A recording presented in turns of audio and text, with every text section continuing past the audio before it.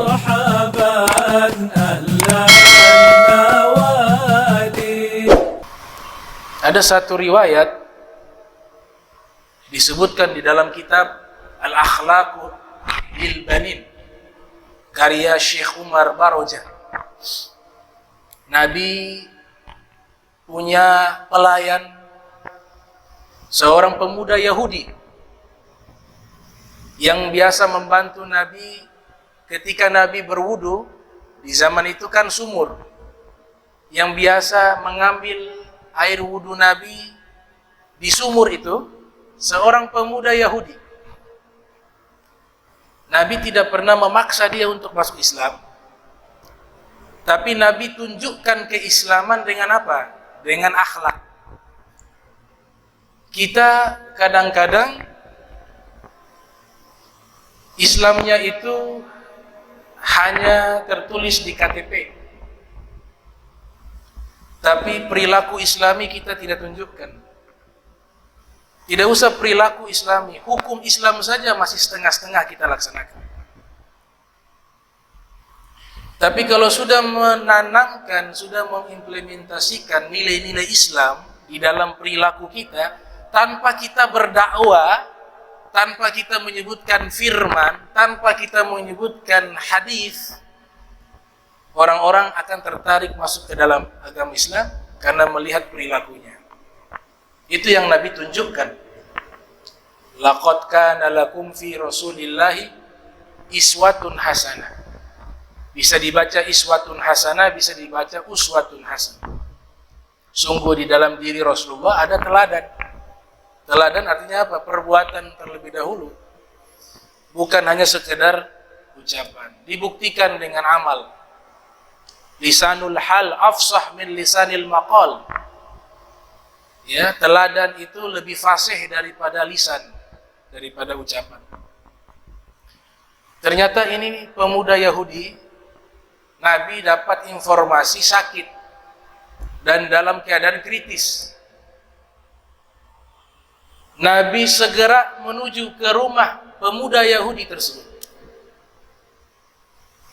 Ternyata ketika Nabi hadir di samping pemuda Yahudi tersebut, itu pemuda Yahudi sudah, nafasnya itu sudah terengah-engah.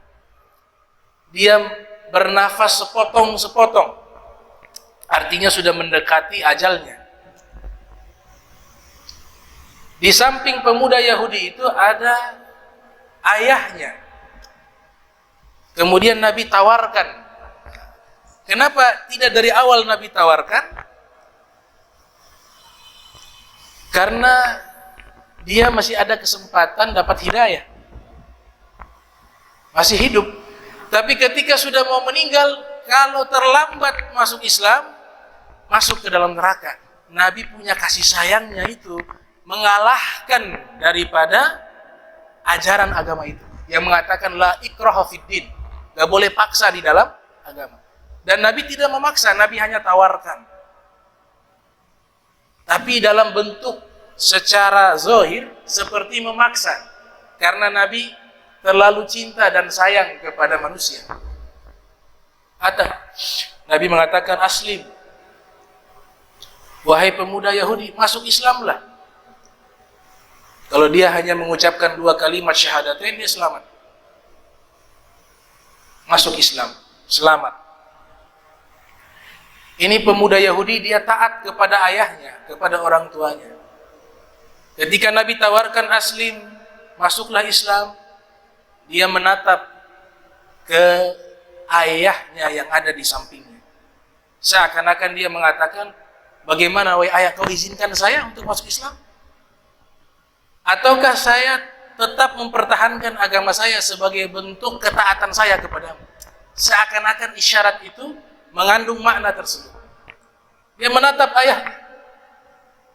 Nabi tetap menawarkan aslim, masuk Islamlah. Dia menatap ke wajah ayahnya. Apa kata ayahnya? Ya bunayya, ati abal qasim. Wahai putraku, taatilah Nabi Muhammad. Ayahnya Yahudi, belum Muslim. Kok bisa ayahnya menyatakan kalimat tersebut? Karena ayahnya itu sudah mengenal perilaku Nabi Muhammad. Ayahnya sudah melihat akhlaknya Rasulullah SAW. Ayahnya melihat bagaimana dia hidup bersama Nabi, anaknya. Tapi Nabi tidak pernah memaksakan anaknya itu masuk ke dalam agama Islam. Tapi di saat detik-detik terakhir, Nabi sendiri datang ke rumahnya untuk menawarkan agama Islam. Berarti Nabi Muhammad kasihan kepada anak saya. Dia sayang kepada anak saya. Dia cinta kepada anak saya. Ati Abul Qasim. Taatilah Abul Qasim. Maka anak tersebut pun bersyahadat. Asyhadu an la ilaha illallah wa asyhadu anna Muhammadur Rasulullah. Meninggal dunia.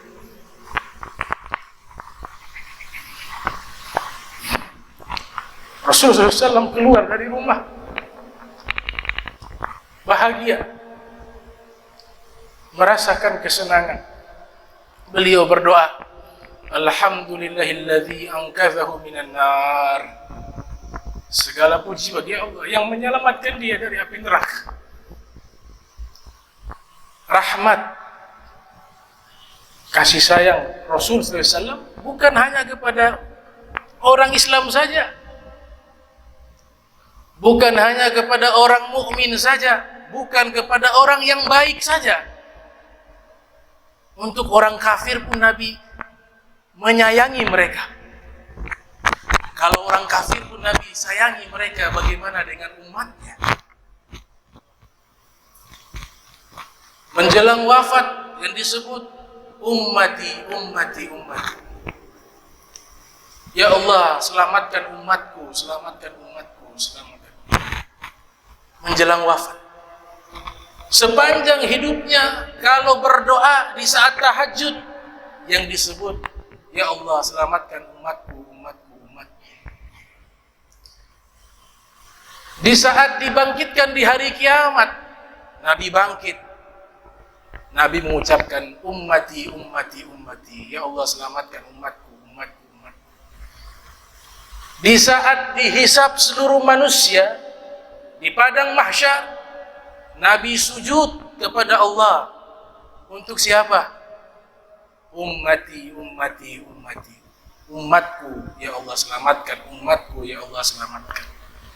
Di saat Nabi hidup pernah sekali, diriwayatkan oleh Abu Daud di dalam sunannya, yang dilahirkan tahun 202 Hijriah, wafat 275 Hijriah. Rasul pernah sujud dalam satu waktu dengan sujud yang sangat lama. Waqtan tawila, zamanan tawila, waktu yang sangat lama Nabi sujud.